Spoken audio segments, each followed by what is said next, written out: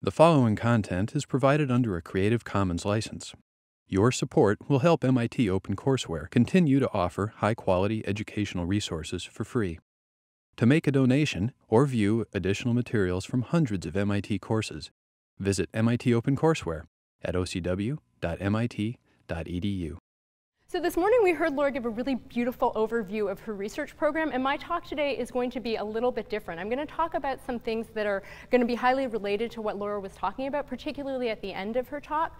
But because this is like brand new, hot off the press work, some of it's actually ongoing, as you'll see as the talk unfolds, I'm going to be focusing at a more kind of specific, detailed level. So I'm going to tell you about 4 different studies, 3 of which are completed, 1 of which is ongoing. And they all have to do with infant sensitivity to costs and benefits. Okay, so as we all know, cost-benefit analyses are really central to the decisions we make at both a conscious and an unconscious level. And of course, there's all kinds of different ways that we make decisions, right? But one of the things that we often do when we're making a decision is we think about what rewards do we anticipate from following a particular course of action, and how do those compare to the costs that we'll incur from performing that same action. And we act in a sense to try to maximize the value that we get out of a particular choice. That's true of simple decisions like this, right? This woman deciding what she's going to eat for dessert. And we can also apply these analyses to more complex decisions, like things like where are we going to go to college? What kind of career are we going to pursue?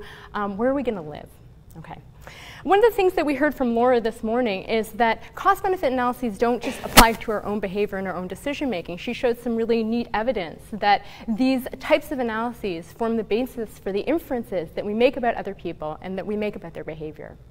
So that raises the very interesting question of the developmental origins of these types of analyses. And that's what I'm going to talk about today, infant sensitivity to costs and benefits. My talk is going to kind of have 2 different parts. In the first part, I'm going to be talking about cases where infants are observing other people. And the question that I'm asking there is, are they able to register the costs that are behind other people's actions? And then in the second part of my talk, I'm actually going to switch gears, and I'm going to talk about infants' registration and minimization of costs, their registration of benefits, to guide their own behavior, their own decision-making. I'm going to talk about a particular test case, and that's the test case of infants' prosocial behavior. Okay, and I want to be kind of specific here. So across all of these studies, I'm talking about cost in one particular way. Of course, there's all kinds of ways you could operationalize cost. But what we've been focusing on so far is physical effort, the physical effort behind an action as a cost. Why would we start here? Well, there's several different reasons, right? At a basic kind of evolutionary level, it's really important that we can register and that we can minimize energetic costs, effortful costs, right? Our very survival depends on that. We have to metabolically and energetically budget or we won't stick around, right? So that gives us good reason that that's a good starting place in terms of looking at young infants' ability to register costs and minimize costs potentially. Another reason is that for decades, scholars have really given a central role to effort in decision-making. And this dates back to the 1940s to Hull and Solomon, who postulated the law of least effort. So the idea here is that if there are 2 lines of actions that lead to equal rewards, we're going to take the path of least resistance, right? We're going to seek to minimize effort. And then finally, in more contemporary work that's looked at cost-benefit decision-making both in adults and in non-human animals, a lot of this work comes from the neuroimaging literature, effort has been a fairly heavily studied cost. So this is a good starting place because we have a pretty good understanding of how effort and various benefits or reward are integrated at both a neural and a behavioral level, at least for non-human animals and for human adults. Okay. So the first question we might ask is, what is the existing evidence in terms of the question of whether infants have a basic ability to register costs behind actions? And there's really 2 different ways we could pose this question. We can think about the question with respect to infants' own behavior, their own actions. Is there evidence that infants will act to recognize costs and to minimize costs in their own behavior? The other way that we can ask the question is in terms of infants' observation of other people's behavior. Do they recognize the costs behind other people's actions? Now, surprisingly, there really hasn't been a lot of work that's looked directly at this when we're talking about infants' own behavior, their own decision-making. There is some work from the weight perception literature that's looked at how infants interact with blocks of different weights. And so what people will do in these studies is they'll present little babies, 9-month-old infants, with 2 blocks that look virtually identical. They only differ from one another in terms of their respective weights. And what these studies have shown is if you give infants a choice between these two objects, they'll systematically prefer the light object over the heavy object. So one way to think about these findings is what infants are doing here is exactly what we're interested in. They're minimizing the physical toss, right? They're taking the path of least effort. One challenge, though, for interpreting these findings is oftentimes in these studies, the heavy blocks that are being used are beyond infants' lifting capacity. So what that means is it's hard to know if these results are about infants registering costs per se, or if what we're really getting at is just infants repeating a sort of successful interaction with an object that they've acted on previously. Okay, so Laura talked a little bit about this in her talk today. What about the evidence of registration of costs in other people's actions? And one of the things that Laura mentioned that we know from many, many different studies is that infants appear to expect efficiency in other people's actions. Laura showed you one example of that. I'll show you a different example of that, which comes from actually a study that Liz did with one of her graduate students. So here we see someone who's reaching over a barrier in order to get an object. The barrier is then removed. Infants have the expectation that that person is going to reach directly for the object, right, rather than performing that funny arcing motion. So again, one way to think about these findings is that what infants are doing is they're expecting that the person is going to take the least costly action, right? And in fact, there's all kinds of costs to this particular arcing motion, right? It's indirect, it probably takes longer, it's probably more difficult, it's more effortful. And so we wanted to ask the question, too, to begin with, if infants were able to register costs. But unlike in this situation, where there's multiple potentially redundant cues that this arcing motion is a costly behavior, we wanted to really kind of focus in on situations in which there aren't a lot of overt observable cues to the costs underlying another person's action. So the way that we did this is we showed infants different actions that look similar on their surface level. But these actions differ in terms of the degree of physical effort that are required to perform them, and the way that we achieve that is by having infants watch people lift objects of different weights, right? So obviously heavy weighted objects are harder to lift, they're more effortly costly than lifting a light object. And what we wanted to know is, can infants recognize under conditions where they have really minimal observable cues, no cues about, for example, straining or sweating or things like that that might be really obvious for figuring out the effort, will they be able to understand that when someone's lifting a heavy block, that's a more effortful action than when they're lifting a light block? In addition to that kind of primary question, we were also interested in whether this ability in infants might be individually variable. So this might come as a surprise to you, but infants, like adults, are individually variable. And they're individually variable, of course, in many ways, but one way in which they vary from one another is in terms of how strong they are, right? Just like human adults, right? We're variable in terms of how strong we are. And we had an idea or a hypothesis that infants' individual differences in strength might actually be important for registering the effort-related costs behind these different lifting actions with different weighted objects. One of the reasons that they might be important is because, of course, strength gates the type of experience that infants are going to have in their everyday life, right? If you're a strong baby, you can lift heavier objects than a weak baby. You can also lift a wider contrastive range of objects, right? So we thought maybe there's something about individual differences in strength, particularly for babies who are stronger, where they'll be better at recognizing the differential effort that goes along with lifting actions when you're talking about blocks of different weight. Okay, so let me tell you about the study that we conducted to ask this question. We tested 12-month-old infants in this study. They took part in a turn-taking procedure where we recorded EEG, electrical activity from the brain as it propagates to the scalp. And in the course of this task, what they did is they took part in different types of trials. On observation trials, they would watch an experimenter who would lift these different objects, or these blocks. And these blocks looked perceptually identical in terms of size and shape. There were different colors, so infants could individuate them and keep track of them. But what varied from trial to trial was exactly how much the objects weighed. So they ranged from being the weight of a typical bath toy to being quite heavy. So infants could lift the heaviest blocks, but they're pretty effortful in order for infants to be able to lift them. Infants had trials where they watched an experimenter interact with these blocks. The experimenter would do things like put the block up on a platform, drop it into a bucket, effortful type of actions where you can sort of register, at least in principle, the type of effort behind these actions. And then infants would also have the opportunity to act. They could perform the same actions with objects. Infants also, for measurement purpose, received baseline trials where we're just registering EEG in response to abstract images like a checkerboard pattern, for example. Okay, so what are we interested in here? So in this particular study, we were looking at the suppression of a particular oscillatory frequency called sensorimotor alpha, or some people call it mu attenuation. So we know that at rest, neurons in sensorimotor cortex fire spontaneously and they fire in synchrony. And what that means is we get these large amplitude EEG oscillations in the alpha frequency band. When the motor cortex is activated, sensorimotor cortex is activated, and that happens, of course, when we act. It also happens when we watch other people act. What you see is a suppression in sensorimotor alpha. So many people recently have been interested in suppression of sensorimotor alpha or mu attenuation from the perspective of looking at the mirror neuron system. More broadly, and for our purposes, we're really just thinking about this as a measure of sensorimotor cortex activation. So greater suppression equals more sensorimotor cortex activation.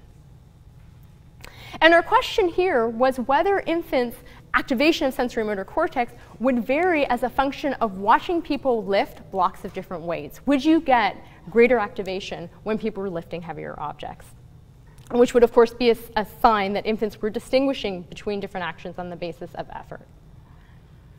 Okay, so in addition to looking at that, we also gave infants a grip strength assessment. Okay, so let me tell you a little bit about this grip strength measure, only because it took us several years to come up with this, so I feel like I need to talk about it a little bit. So we wanted to measure infant strength, and the way that we did that is by measuring infant's grip strength. But of course, the challenge here, if you're an adult, right, and you want to measure an adult's grip strength, you just get something called a dynamometer. You have an adult squeeze a bulb or squeeze a hand grip, and then you get this nice force reading from that, right? And that all works very smoothly with adults, but of course, you can't just hand that to an infant and say, squeeze as hard as you can. That doesn't work, obviously. So what we did here is we had an experimenter who had a toy. The infant had the same toy. The experimenter would squeeze her toy, and what we hoped is that this would motivate infants or lead infants to squeeze their toy. Their toy, in contrast to the experimenter's toy, had both a hidden sensor embedded within the toy, which led to playing Old MacDonald, which of course infants greatly like, right? They find that very enjoyable. And it also had a hidden pressure sensor within it. So we were able to measure how hard infants squeeze the toy. Now the trick here was we want to get infants' strongest squeeze, right? So what we did is we set up our device so that each time the infant squeezes it, they have to squeeze harder to get Old MacDonald to play. And of course they want Old MacDonald to play, right? So they're motivated to keep doing that. So that's how we record infants' maximum grip strength. We essentially keep going as long as infants will allow us to do that, basically. There are some other things that we measured. We measured infants' weight. Our motivation for doing this is that in adults, strength and weight are highly correlated. They were in our sample, so that kind of helps to validate our grip strength paradigm. And there were things like general motor maturity that we measured, gross motor skills. We measured how frequently infants lift blocks within the task, because we want to control for these in our analyses. We're wanting to look specifically at the effective grip strength. Okay, so let me tell you about the first thing that we looked at. So I'm going to show you a series of scatter plots that look at the relation between sensorimotor alpha suppression and infants' grip strength. And these are plotted as a function of the weight of the block. And these are when infants are observing other people. So the thing to know is we're talking about suppression, so you're looking for negative scores. More negative scores mean more suppression. And we had a particular hypothesis about how this would go, or idea about how this would go. We thought that when the blocks were relatively light, grip strength would be less of a good predictor of sensorimotor alpha suppression. And the reason for thinking that is that whether an infant is relatively strong or relatively weak, they all probably have lifetime experience lifting relatively light objects. However, where strength really comes into play is as objects get heavier, right? So stronger infants very likely have a greater lifetime history of lifting heavier objects. So our prediction was that these two things would be increasingly tightly integrated as block weight goes up. And in fact, that's exactly what we found. So there's weak relations when the block is light.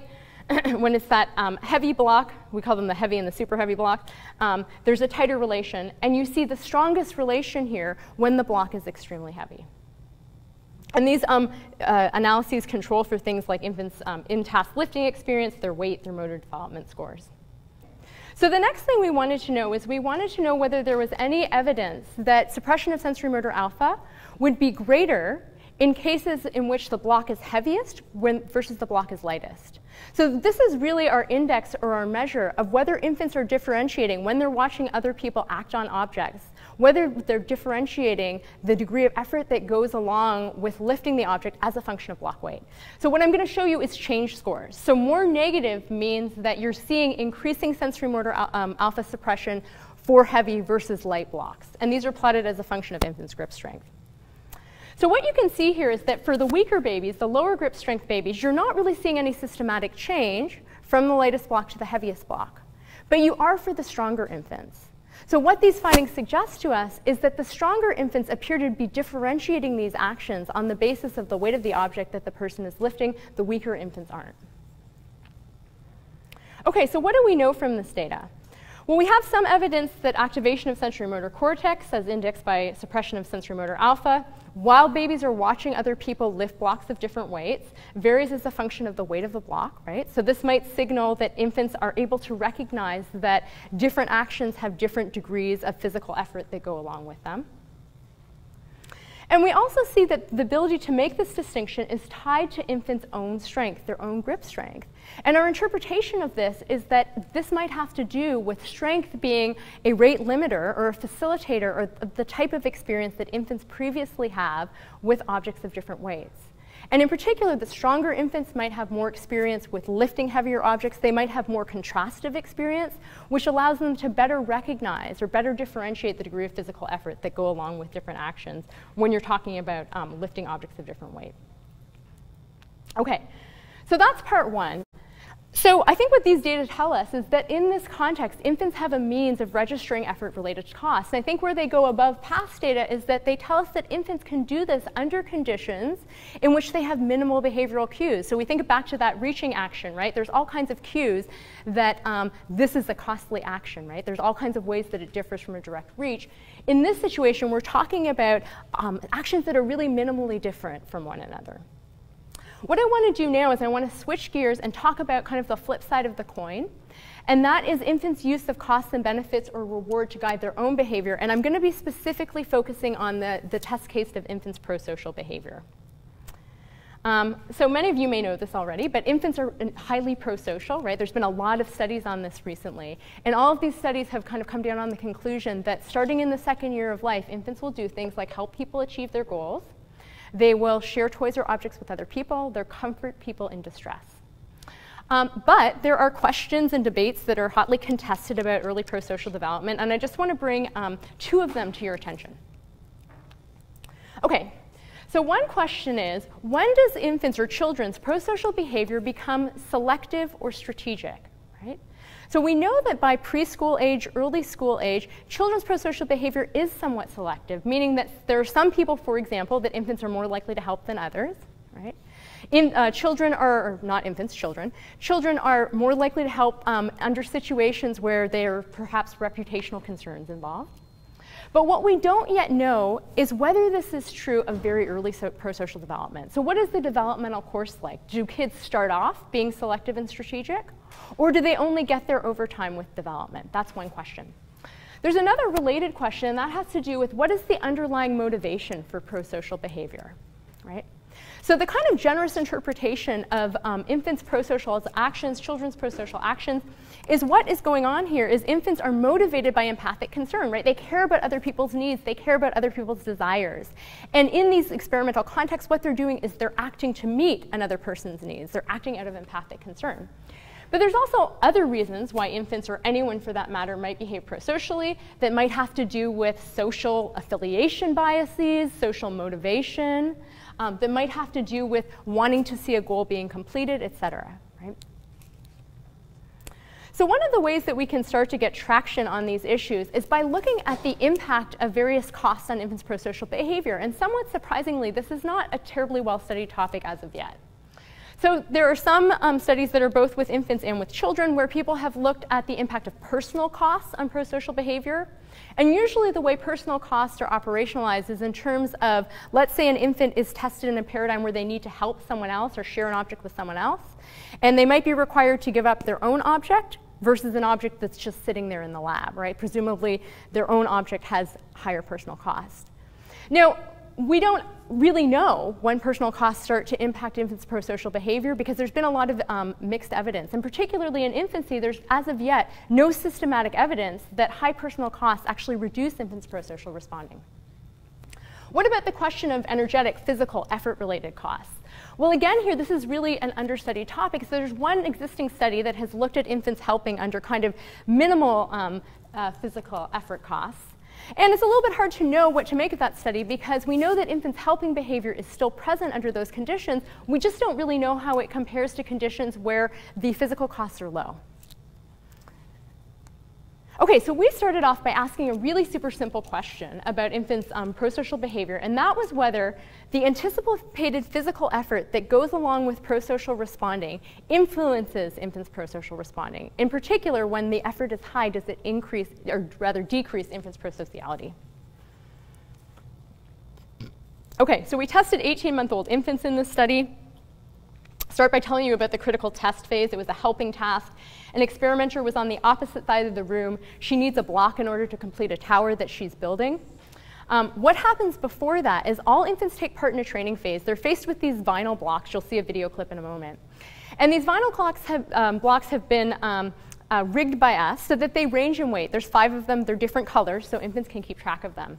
During training, what happens is the experimenter plays a game with an infant where they get them to drop each block into a bucket. Babies like to do that. It makes a cool noise, right? And really, this training phase serves 2 purposes. The first purpose that it serves is we want infants to learn how much each block weighs. The second purpose that it serves is we want to be able to record what is the heaviest block that infants are capable of lifting. In the test phase, as I told you, the experimenter's on the opposite side of the room. She's building a block tower. She needs a block to complete it. There's a single target block available to infants, and what varies between our 2 conditions is the weight of that block. So for half of the babies, the lightest block of the training blocks is left behind. And for the other half of the babies, the heaviest block that infants are capable of lifting has been left behind. So we're contrasting effort here in terms of the weight of the block that infants have to carry across the room to help the experimenter. So we're looking at infants' block retrievals. The other thing that we recorded was a parent report of infants' walking experience. So these are 18-month-old infants. They can all walk. On average, they've been walking for 6 months. So they're all experienced walkers. But there's individual variability in terms of how long they've been walking for. So why was this important? Well, here was our underlying logic. Imagine that you and a friend are going on a hike. You're both equally strong. You can both lift 60 pounds. But your friend is an expert hiker, and you're a novice hiker, right? And you both have to carry a 60-pound backpack up the hill. Well, despite the fact that you might both be equally strong, if you're the novice hiker, that's probably going to be more effortful for you to get that backpack up the hill than it is going to be for your friend or your buddy. So we had a particular prediction that what we would see is a relationship between parent-reported walking experience and infants' likelihood to help the experimenter by carrying the block across the room, and that this would be selective or at least stronger for the high-effort condition. Okay. So let me show you a couple of little video clips here so you can get a flavor of the procedure. This is just showing you the test phase, so it's exerted from the test phase. There's one thing I want to explain a little bit. So you can see up here there's this striped bucket here. And the reason that we have that there is because we want the experimenter to be unaware of the target block that is left behind, so they're naive to the infant's condition. It looks like from the infant's perspective that they can see the target block, but they actually can't. They don't know if they're in the high or low effort condition. So this is a baby who's tested in the low effort condition. I'm going to use these blocks to make a tower. These blocks can go here.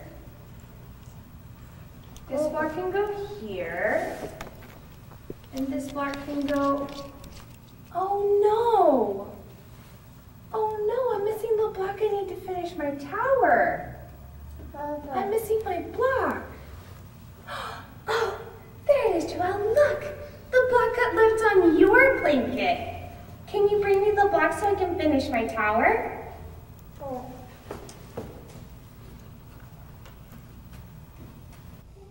Okay, sorry, we exerted a little bit early. He goes over and he gives her the block. Okay. Okay, now let's watch a baby in the high effort condition. Remember, the only difference between these 2 conditions is the weight of the block that's been left behind. Okay.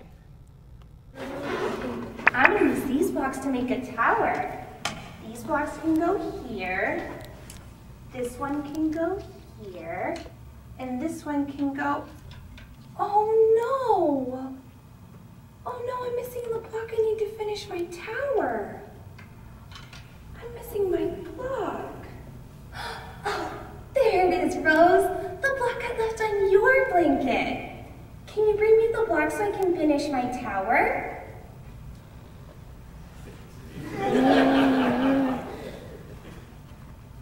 Rose, can you bring me the block?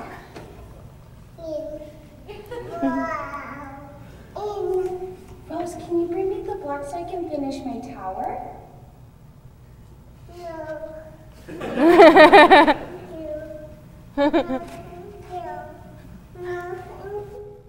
So it was a little hard to hear what she was saying, but if you couldn't hear it, she was saying, no, thank you. So she said, no, no, thank you, no, thank you. Okay. So that's pretty illustrative of the procedure. Okay, so what did we find? So here's infants' rates of helping in the low effort condition and the high effort condition, what you can see. So infants help much more frequently in the low effort condition than in the high effort condition. Here's what we found with respect to infants' walking experience. So walking experience, how long an infant has been walking, predicts infants' likelihood of helping in the high effort condition. And what this tells us is that for each month of additional walking experience, infants are twice as likely to help. Now, what we can see here is that infants are less likely to help under high effort conditions, right? So infants' prosocial behavior is influenced by the effort-related costs of prosocial responding.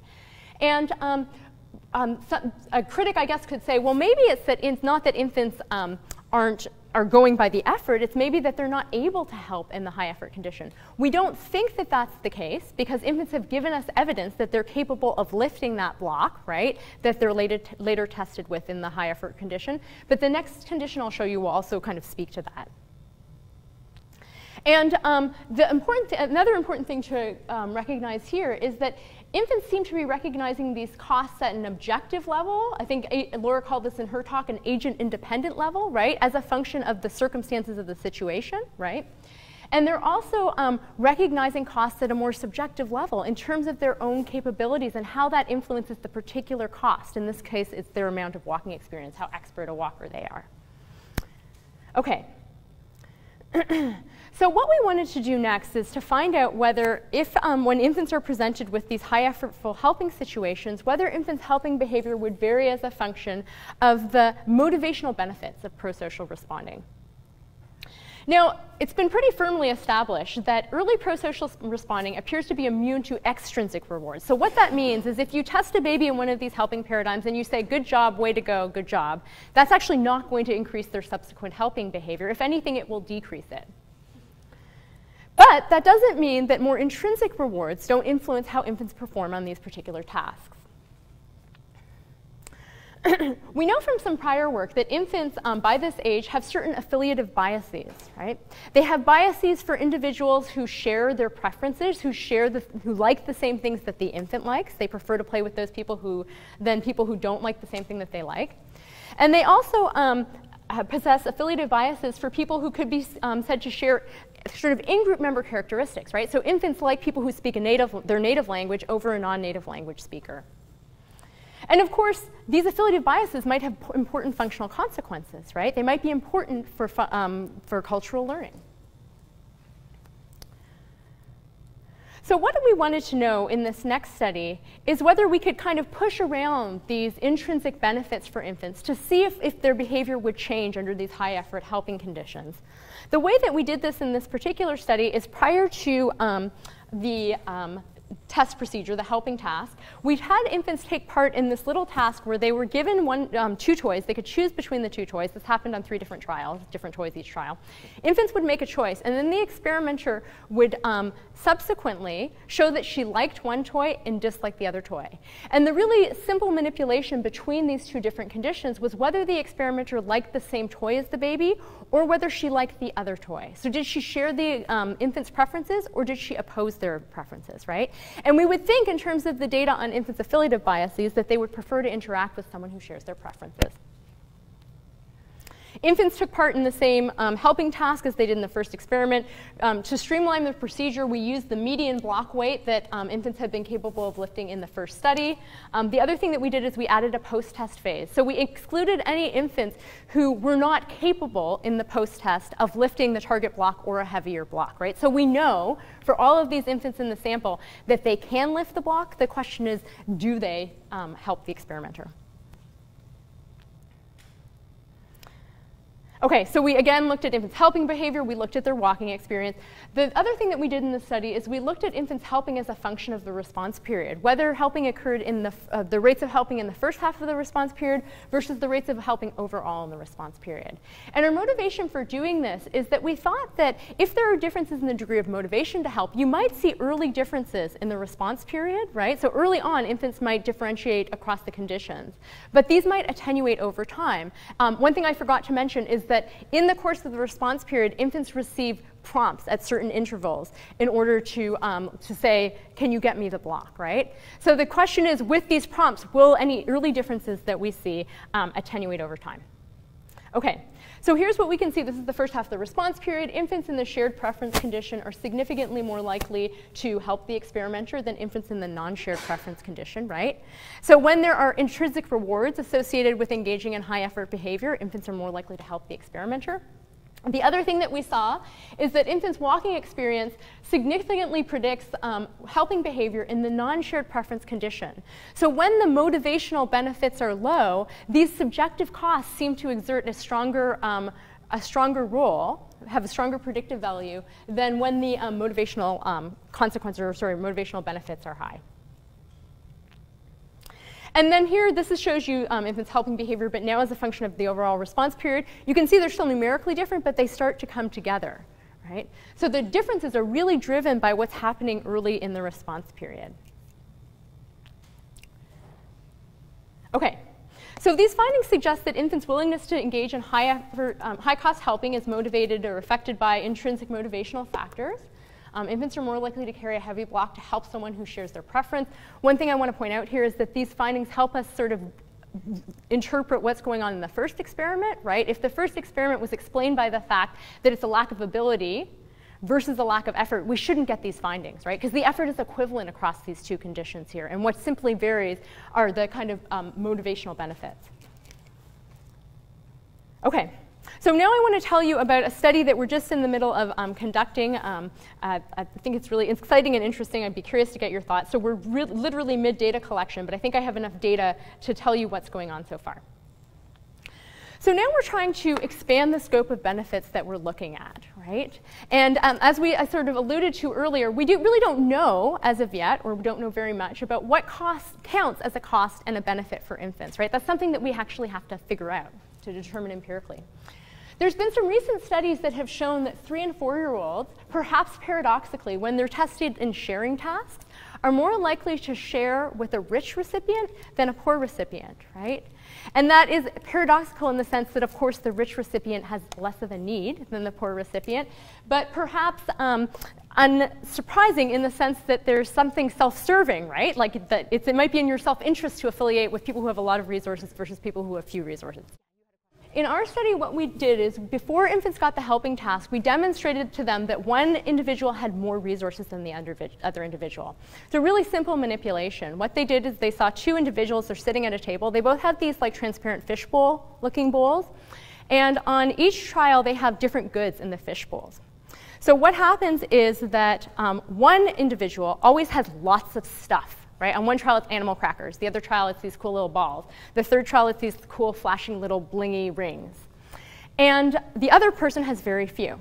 But they both do exactly the same thing during this first phase. What they do is they take turns. We counterbalance everything, of course. They pull out 3 objects one at a time, and they say, hey, baby, look at all my toys. Right? So they're both doing the same thing, exactly the same thing. What differs is the kind of resource context, right? One of them has a lot of stuff, one of them only has 3 things, right? And we do that on repeated trials because we're trying to give babies the impression that generally this person has more stuff than the other person. Okay. So then we test infants in the helping task. This helping task is a little bit different than the one I just told you about, because now we're pitting these two experimenters against one another. The experimenters in the helping task have equivalent need. They both, like Miranda was doing earlier, are building this tower, right? They're missing a block. They need a block to complete their tower, right? The only thing that differentiates the experimenters is what happened previously. One person had a lot of stuff. The other person didn't have very much stuff. And the other thing that we're manipulating here is whether the infant has to engage in equally effortful actions to help the two experimenters, or whether helping one of the experimenters is more effortful. And the way that we've operationalized this so far in this study is by varying how long the baby has to walk. So in one case, the person is within a few feet. In the other case, they're across the room. Okay. So let me show you the data first for the equal effort condition. So these are, what this graph shows you is who the baby is helping. And what you can see here is when effort is equivalent, infants are systematically helping the person who has more resources. They're helping the rich experimenter. Right? So now the question becomes, what happens in cases of unequal effort? And as I said, this data is still coming in. We're still testing this. So the condition that we've started with, given that we have this initial pattern, is the condition where the rich experimenter is the one you have to walk a long way to, and the poor experimenter is the one you have to walk a short way to. And here's what we see. It flips. So I think what this suggests is that infants are both weighing the costs of the action they have to perform and the intrinsic motivational benefits as defined by these sort of things that might be important for social affiliation. Okay, so what implications does this have for infants' prosocial behavior? Well, it suggests that it may be the case that cost-benefit analyses underlie infants' prosocial behavior, or in particular, their helping behavior. And I also want to take us back to two of the questions that I raised earlier. One was about the selective nature of early prosocial behavior, or the strategic nature, and the other was about the underlying motivation. So I think in terms of the selective strategic question, on the one hand, we can say fairly early on at 18 months, infants' prosocial behavior is strategic in the sense that what they seem to be doing is minimizing costs and maximizing motivational benefits. And in terms of the motivation, I think what these findings tell us, and this is not to say that infants are never motivated by empathic concern, they're never motivated by other people's needs, but there are other things that come into play here. So infants' underlying motivation to help is influenced by a tendency to want to affiliate with particular individuals. Okay, so I told you a little bit about infants' registration of costs and the actions of other people, their use of costs and benefits to guide their own prosocial behavior. I just want to close by kind of raising some questions that I think we should be interested in pursuing in the future.